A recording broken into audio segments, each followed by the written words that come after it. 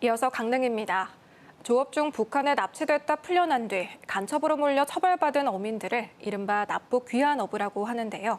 최근 이들에 대한 재심에서 무죄 판결이 잇따르고 있지만 실질적 피해 보상은 어렵기만 합니다. 이 때문에 피해자 구제를 위한 특별법을 제정해야 한다는 목소리가 갈수록 커지고 있습니다. 정면구 기자가 보도합니다. 법원 청사를 빠져나온 사람들이 판결 환영 입장을 밝힙니다. 50여 년 전 반공법 위반 등으로 처벌받은 납북 귀환어부 4명에 대한 재심에서 또다시 무죄가 선고된 겁니다. 고인이 된 아버지 대신 선고를 받아든 아들은 만감이 교차합니다. 아무것도 할 수가 없었어요. 주위에서 바라보는 눈도 그렇고 죄인처럼 살았거든요. 그동안 그것이 너무나 안타까웠죠. 2020년 창동호 선원 4명을 시작으로 지금까지 60명 넘는 납북 귀환어부가 재심에서 무죄 판결을 받아내 명예를 일부 회복했습니다.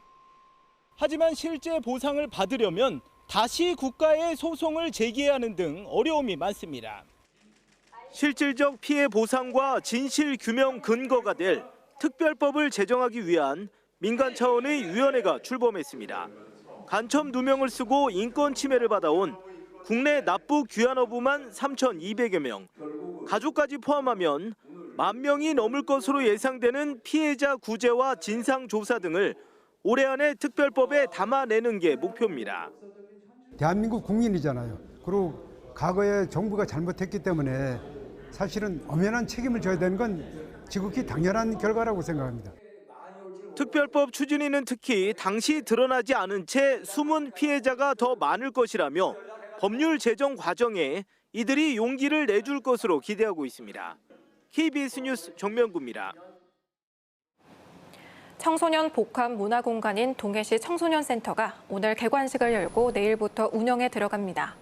이 시설은 음악 연습실과 공연장, 체육관 등을 갖추고 있어 지역 청소년이 체육과 문화, 여가 활동을 즐길 수 있습니다. 동해시는 청소년 이용률을 높이기 위해 주말 오전 10시부터 오후 5시까지 동해시청과 청소년센터, 청소년 수련관을 오가는 순환버스를 운영할 계획입니다. 속초시는 지난 14일 화재 피해를 입은 청년몰 상인 15가구에 긴급 생계비 1,700만 원을 지원하고 최대 6달까지 추가 지급하기로 했습니다. 또 상인들이 경영 안정자금을 빌릴 때 2년 동안 최대 5%의 이자가 지원됩니다.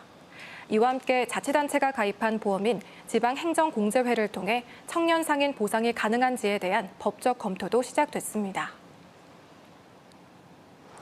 강릉시의 인허가 민원 처리 속도가 지난해와 비교해 크게 빨라졌습니다. 강릉시는 인허가 처리 기간 평균 단축률이 지난해 25%에서 올해 상반기 47%로 개선됐다고 밝혔습니다. 강릉시는 기업이 투자하기 좋은 환경을 구축하기 위해 지난해부터 신속 인허가 관리 대상으로 환경과와 에너지과, 건설과, 농정과 등 주요 인허가 부서 9개 부서의 업무 117종을 선정해 관리하고 있습니다.